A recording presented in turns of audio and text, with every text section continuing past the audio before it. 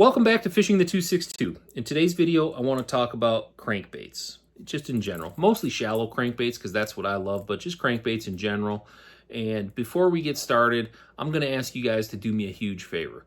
I want you guys that are shallow crankers, drop me a comment down below. I'm really curious to know what brand and what model crankbait rod you guys are using, because as I show you my crankbait rod, you'll see that I'm probably due for an upgrade. I'd like to retire this rod, mostly for sentimental reasons, not because I dislike the rod. In fact, I actually love this rod, and I would argue that it is the best crankbait rod ever produced. So stick around. We're going to talk about that as well.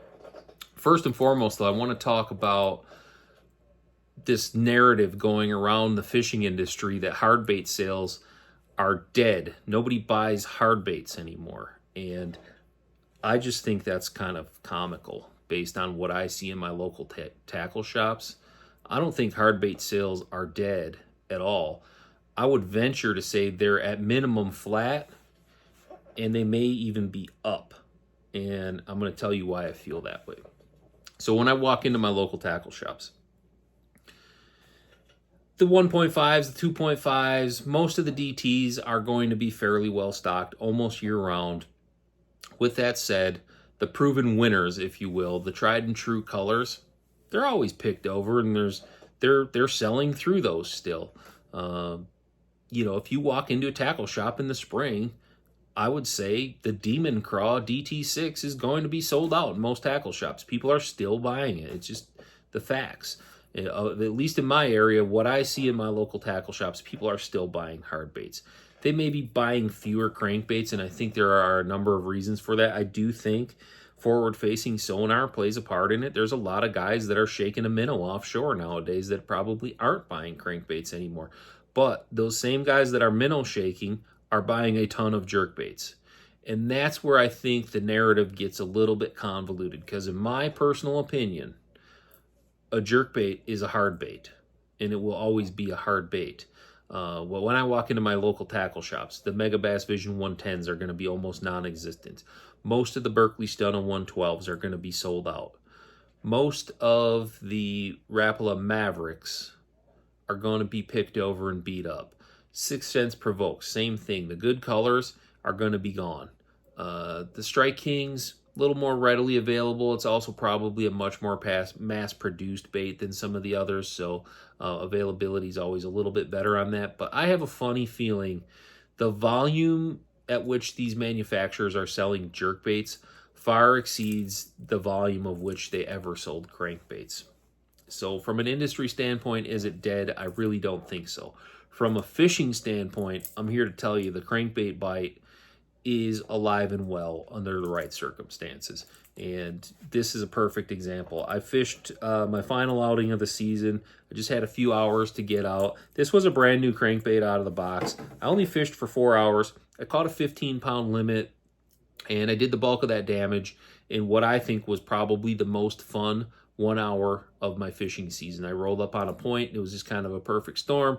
The wind was kind of pushing in and across it, and I caught the bulk of that weight in about 45 minutes. I picked up 7 or 8 bites on that little point. And like I said, this was brand new, and then I got greedy as I was going down the bank, and I banged it off a dock post and broke the bill off it like a dummy. But you can see they're just chewing that thing up pretty solid for, like I said, this was brand new out of the box, and it's pretty well used and abused for just a few short hours. So the bite itself is alive and well. Do I think a lot of tournaments are going to be won on crankbaits moving forward with a forward-facing sonar movement? Probably not, but that's going to be one thing that's really interesting to watch as Bassmaster eliminates the forward-facing sonar in 4 out of their 9 events. Maybe the crankbait will make a little bit of a comeback in those non-forward-facing events. It'll be interesting to watch and see how that all shakes out. It'll be really dependent upon where they're at in the spawn and if they're bed fishing and whatnot. But at any rate, I'm here to tell you the crankbait bite is alive and well. The sales may or may not be down on the hardbait side. It's hard for me to say. I don't have access to the numbers like they do. So that's just my anecdotal evidence. I think they're still selling a ton of hardbaits. I think they're just pushing a false narrative because there's a certain anti-FFS crowd out there that wants it to go away. So let's get into the rod, the reel, the line and talk about some of the baits. That's what we're here to talk about, the meat of the conversation. The rod that I told you about that I'm looking to retire potentially is this bad boy right here. This is an old G. Loomis Crankbait series rod. I don't know exactly how old this rod is, you guys. I received this as a gift from my father-in-law when he was still alive. So I got a feeling this is 15, 16, maybe 17 years old, this rod. And you can see that cork. It's just seen some better days. If I'm going to keep fishing it, I'm going to have to get some cork filler and try to do some restoration on this handle to keep it going. But because of the sentimental value of this being a gift from my late father-in-law, I'd almost kind of prefer to just retire it if I can find the right stick. And just hold on to this one for a keepsake more than anything else. I have tried to build a couple of crankbait rods and just had okay success with them. There's something about this rod that I'm absolutely, and it could just be the years of time that I've got on this rod, but the bend profile, it's light in hand. It just feels good. It feels right to me. So I would look for something very similar to this, and I'm going to have to start trying some other crankbait rods if I'm going to get this thing retired, because these just don't pop up for sale very often, and when they do, there's almost like a cult-like following. They go for pretty decent money still, so I don't know that I'll be able to replace it with another one of these, so we may have to look for a modern option, and that's where I'm hoping you guys can give me some good recommendations on what you guys are using out there. As far as the reel goes, I just upgraded this year. I have historically used, well, my first cranking reel was a Quantum Energy PT 4:4:1 gear ratio. I wore that one out. By the time that one wore out, they weren't making a 4-speed anymore, so I went to a 5-speed, and the Quantum Tour Edition PT, that was the old blue one like KVD used to throw, in a 5-speed.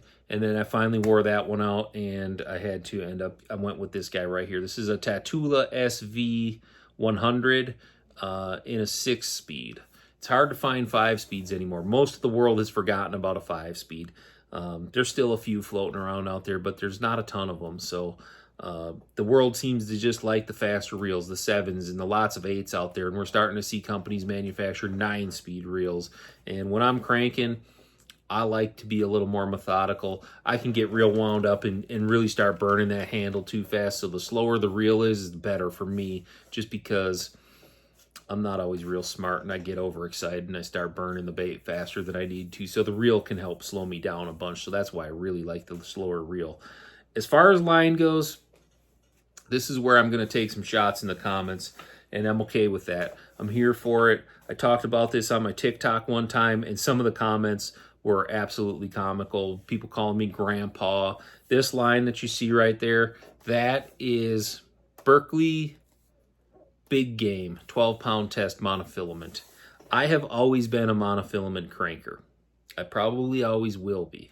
I like the Big Game because it's a little bit thinner diameter than, say, a Trilene XT. So it does help the bait run a little bit deeper, maybe a little more true.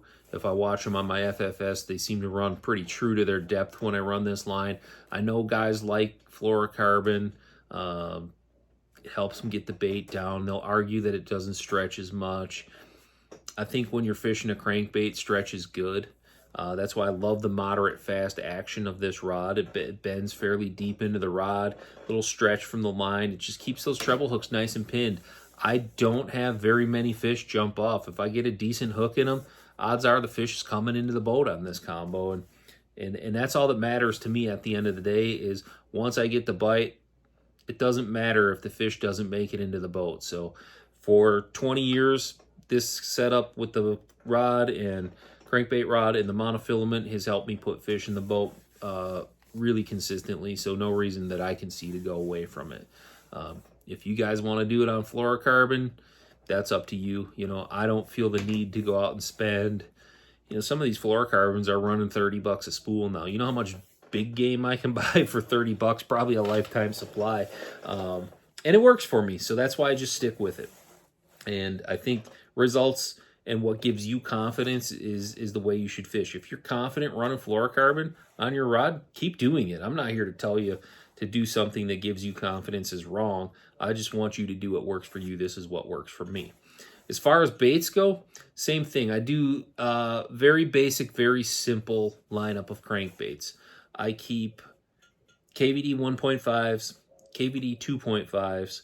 I'm looking at my peg hook on the wall over there. I got my one generic bait that they don't make anymore. It's literally a generic crankbait, but for whatever reason, it's a little fish slayer. I've got a couple of pegs full of new ones in the package. I've got a peg full of ones that need new hooks put on them. And then somewhere down here in this bunker, I've got a box with a bunch that have no hooks at all on them that still need hook upgrades as well. So safe to say I have probably pretty close to a lifetime supply of my generic crankbait. I got the entire Rapala DT series up there. In my crankbait box, you'll find anything from the old DT1s, which is basically a wake bait, to DT4s, DT6s, DT8s. You name it in the DT series, I've carried most of those throughout the year because they're just proven winners for me. And when something works, I'm not going to go away from it. I'm looking over there, I see a few 5XDs, some 6XDs in the Strike King lineup. Really basic stuff, you guys. I don't get too crazy. I'm not caught up in the JDM stuff. I will buy Vision 110s in the jerkbait lineup, but I've never bought a Megabass crankbait. That's not to say that they're not good or they're not valuable. I just don't feel the need. Same with the OSP. I've looked at the Blitz a handful of times. It's probably an awesome bait.